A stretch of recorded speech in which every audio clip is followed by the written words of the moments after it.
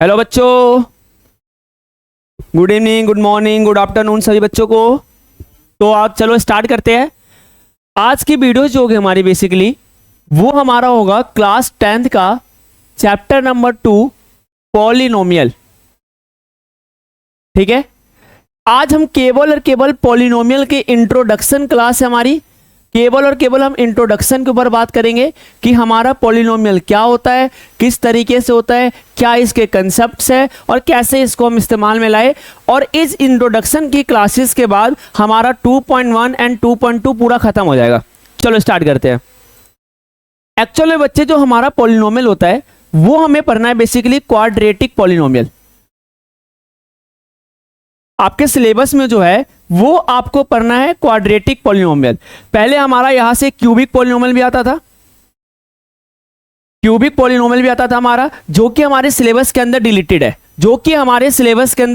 है, cubic polynomial भी आता था। लेकिन अब हमें जो बेसिकली पढ़ना है वो हमें पढ़ना है क्वाड्रेटिक पॉलिनोमियल, और क्यूबिक पॉलिनोमियल हमारे सिलेबस से डिलीटेड है। अब यहां से एक्चुअल में अगर मैं किसी भी क्वाड्रेटिक पॉलिनोमियल की बात करूं कि हमारा क्वाड्रेटिक पॉलिनोमियल होता क्या है, तो क्वाड्रेटिक पॉलिनोमियल बच्चे क्या होता है हमारा, ये हमारा होता है ax² प्लस में bx प्लस में c, ax² प्लस में bx प्लस में c। और यहां पे जो हमारा x² होता है इसके साथ a की वैल्यू होती है, यहां जो x होता है इसके साथ b की वैल्यू आती है, और c हमेशा अकेला होता है। इस वाले केसेस में c कैसा होगा, हमेशा अकेला होगा। समझते बच्चों, और थोड़ा सा डिटेल में इसको मान लीजिए मैंने एक पॉलिनोमियल लिखा है यहां से 2x² प्लस में 3x प्लस में 4। मैंने कहा यहां से बताइए कि a b c की वैल्यू क्या क्या आएगी। तो अगर मैं a की बात करूं तो a की वैल्यू आएगी 2, b की वैल्यू आएगी 3 और c की वैल्यू आएगी 4। क्यों आएगी सर? क्योंकि मैंने आपको बताया था कि हमारा जो x² के साथ वो हमारा a होता है, x के साथ हमारा होता है b, x के साथ हमारा b होता है, और हमारा c कैसा होता है, c हमेशा हमारा अकेला होगा। c कैसा होगा, हमेशा अकेला होगा। मान लो मैं एक और एग्जांपल लेता हूं। मैंने लिखा यहां से माइनस का 2² माइनस का 3x और माइनस का 4। मैंने कहा मुझे यहां से a b c की वैल्यू चाहिए। तो बताओ बच्चों a की वैल्यू कितनी होगी, a की वैल्यू होगी -2, b की वैल्यू क्या होगी माइनस का 3, और c की वैल्यू क्या होगी, c की वैल्यू होगी हमारी माइनस का 4। और कुछ एग्जाम्पल्स लेते हैं यहां से। ठीक है, मान लीजिए मैंने यहां पे कुछ एग्जांपल्स लिए जिसके अंदर मुझे a b और c पता करना है कि हमारा a b c क्या होता है। मान लीजिए मैंने यहां से लिया x² प्लस में 2x प्लस में 3, मैंने लिया यहां से 2x² माइनस का 3x और माइनस का 4, मैंने लिया यहां से 3x² माइनस का 4x और माइनस का 3। मैंने कहा मुझे यहां से a b c की वैल्यू चाहिए मुझे तीनों केसेस में। चलो हम पहला पार्ट उठाते हैं, हमारा पहला, ये हमारा दूसरा, ये हमारा तीसरा है। रेड कलर से करते हो। चलो पहला पार्ट करते हैं। ऐसे भाई पहले पार्ट के अंदर अगर मैं a की बात करूं, चेक करो, पहले पार्ट के अंदर अगर मैं a की बात करूं तो क्या x² के साथ कुछ है, नहीं है, लेकिन 1 होगा यहां से। तो a की वैल्यू कितनी बनी 1, b की वैल्यू कितनी बनेगी 2 और c की वैल्यू कितनी बनेगी 3। x के साथ हमारा 2 है, 3 हमारा अकेला है, 3 हमारा अकेला है, उसका x² के साथ हमारा 1 है। सेकंड पार्ट की बात करें हम, सेकंड पार्ट के साथ हमारी a की वैल्यू 2 आ गई, x² के साथ a होता है, b की वैल्यू -3 आ गई, x के साथ b होता है, और c हमेशा अकेला होता है, तो c की वैल्यू कितनी बनी हमारी -4 बनी। फिर यहां से आ जाओ, अगर मैं थर्ड पार्ट की बात करूं तो थर्ड पार्ट के अंदर a की वैल्यू है 3, b की वैल्यू है -4 और c की वैल्यू है -3।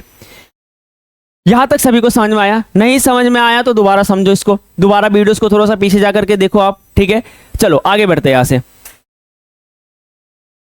आगे बढ़ते बच्चे यहां से। अब यहां से अगर मैं किसी भी पॉलिनोमियल की बात करूं तो वो उसके जीरोस की बात करेंगे। पॉलिनोमियल के अंदर किसकी बात करेंगे, वो जीरोस की बात करेंगे। और आज मैं आपको सिखाऊंगा कि ग्राफ से देख के आप जीरोस कैसे पता लगा लोगे कि x पे कितने जीरोस होंगे और y पे कितने जीरोस होंगे।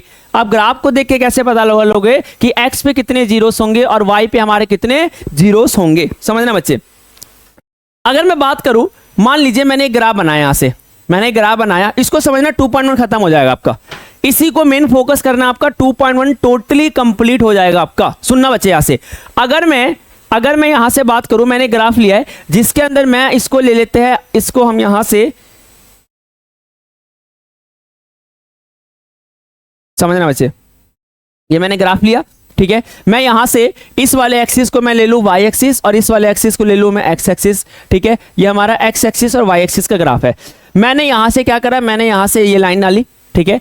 मुझसे पूछ रहा है कि बताओ यहाँ पे एक्स एक्सिस पे कितने जीरोस है और वाई एक्सिस पे हमारे कितने जीरोस है। एक्स और वाई के जीरोस पूछ रहे, तो एक सिंपल सा मेथड है यहां से कि एक्स पे जितनी बारी ये काटेगा उतने ही एक्स के जीरोस होंगे, और वाई को ये जितनी बारी काटेगा वाई के इतने ही जीरोस होंगे। समझ में आया सभी को?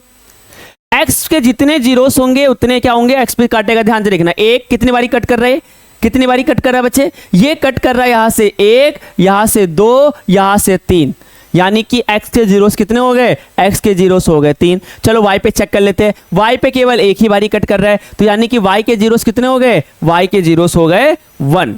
एक और एग्जांपल देके समझाता हूं आपको मैं, समझना। चलो मैं एक और ग्राफ लेता हूं, यहां से मैंने एक और ग्राफ लिया बच्चे, मैं यहां से एक ग्राफ खींचता हूं। यहां से मान लीजिए ये मेरा y एक्सिस का ग्राफ है, ये मेरा x एक्सिस का ग्राफ है, ठीक है।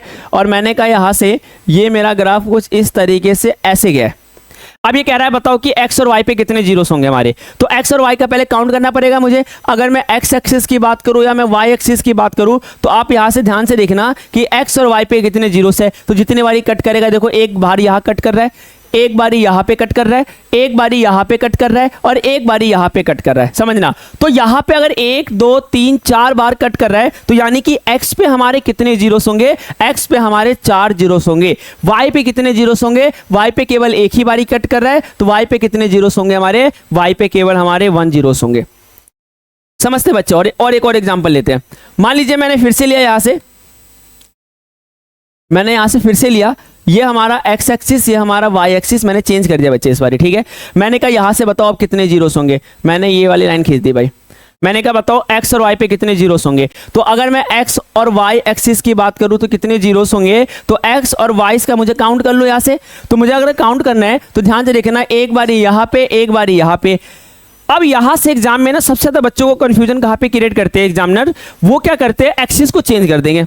अच्छा, एक्सिस को चेंज कर देंगे, वहां बच्चे घबरा गए भाई कि एक्सिस भैया x तो हमेशा ऐसे होता है हमारा हॉरिजॉन्टल होता है, y तो हमेशा वर्टिकल होता है। लेकिन यहाँ पे वो क्या देखते हैं कि x तो हमारा वर्टिकल आ गया, y तो हमारा हॉरिजॉन्टल आ गया। तो ये क्या गलत है? बिल्कुल गलत नहीं बच्चे, बिल्कुल गलत नहीं है। ऐसा कहीं भी हमारा फिक्स नहीं है कि x हमारा हमेशा हॉरिजॉन्टल हो, y हमेशा हमारा वर्टिकल हो, ये कहीं भी फिक्स नहीं है। y वर्टिकल भी हो सकता है, y हॉरिजॉन्टल भी हो सकता है, x वर्टिकल भी हो सकता है, x हॉरिजॉन्टल भी हो सकता है। तो ये कहीं भी फिक्स नहीं है कि हमारा x और y हमारा वर्टिकल और हॉरिजॉन्टल हो। तो यहां से काउंट करते हैं, ये हमारा x एक्सिस किस केस में, वर्टिकल केस में, y एक्सिस किस केस में, हमारा हॉरिजॉन्टल केस में। तो यहां से हम काउंट करते हैं x पे कितने जीरोस है, क्या x पे कट कर रहा है, ये रहा कट कर रहा है, यानी कि x पे केवल कितने जीरोस है, 1 जीरोस है। y पे कितने जीरोस है, y पे हमारे 2 जीरोस है। देखो यहां से y पे देखो, अगर मैं हॉरिजॉन्टल एक्सिस देखूं यहां से, तो हॉरिजॉन्टल एक्सिस हमारा y एक्सिस का है, और एक बारी यहां और एक बारी यहां कट कर रहा है, यानी कि हमारे y एक्सिस के कितने जीरोस होंगे, y के 2 जीरोस होंगे।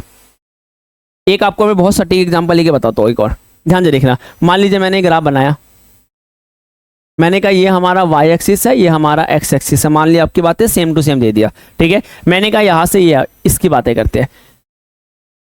चलो यहां पे कह रहा बताओ x और y पे कितने जीरोस है, तो चेक कीजिए क्या x पे एक बारी भी इस ग्राफ ने कहीं कट करा है, क्या y पे एक बारी भी इस ग्राफ ने कहीं कट करा है, बिल्कुल नहीं करा। तो यहां पे x एक्सिस के जीरो भी कितने बनेंगे, 0, और y एक्सिस के जीरोस भी कितने बनेंगे, 0, क्योंकि इसने कहीं भी कट नहीं किया है, क्योंकि इसने कहीं भी कट नहीं किया है। तो x पे भी जीरोस और y पे भी क्या बनेंगे, जीरोस बनेंगे।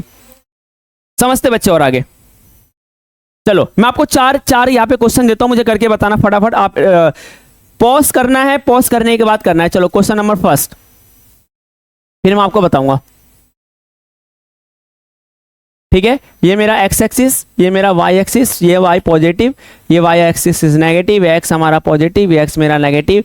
कह रहा है कि बताओ यहाँ पे कितने जीरोस है, x पे कितने जीरोस है, y पे कितने जीरोस है। चलो पहला सवाल है, मैं आपको ऑप्शन देता हूँ यहाँ से। पहला सवाल है हमारा, चलो कर लिया सभी ने, कर लिया सभी ने। x पे कितने जीरोस है, y पे कितने जीरोस है, कर लिया सभी ने। चलो बताओ, पॉज करके वीडियो करना है। आ जाओ बच्चे, मैंने कहा x पे काउंट करो, मैच करना अपना आंसर मैच करना। आप x पे काउंट करो, एक यहाँ पे, एक यहाँ पे और एक यहाँ पे। ध्यान से देखना, तो x पे कितने जीरोस है, 3। y पे कितनी बारी कट कर रहा है, केवल यहाँ पे एक बारी कट कर रहा है, तो y पे कितने जीरोस हो गए, 1। जिसके आंसर सही आए थे मुझे कमेंट में करके बता देंगे कि सर आंसर मेरा बिल्कुल सही आया था। चलो एक और एग्जाम्पल लेते हैं इसका, एक और एग्जाम्पल लेते हैं। मान लीजिए मैंने यहां से लिया,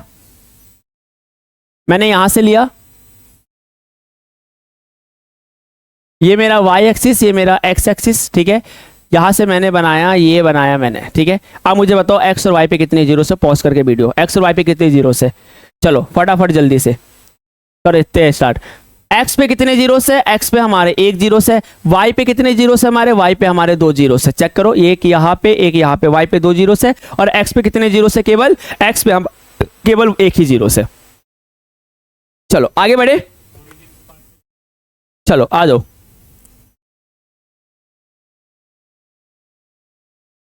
आगे बढ़े बच्चे, ध्यान से देखना। अब आपके कभी भी पॉलिनोमियल की बात करेगा तो मैं आपको एक बहुत ही बेसिक कंसेप्ट बताता हूं कि आप पॉलिनोमियल को देख के कैसे बताओगे कि इसके अंदर कितने जीरोस होंगे। किसी भी पॉलिनोमियल को देख के आप कैसे बताओगे कि इसके अंदर नंबर ऑफ जीरोस कैसे होंगे, समझना। मान लीजिए मैंने एक पॉलिनोमियल लिखा है, ठीक है, मैंने लिखा 2x² माइनस में 3x प्लस में 4।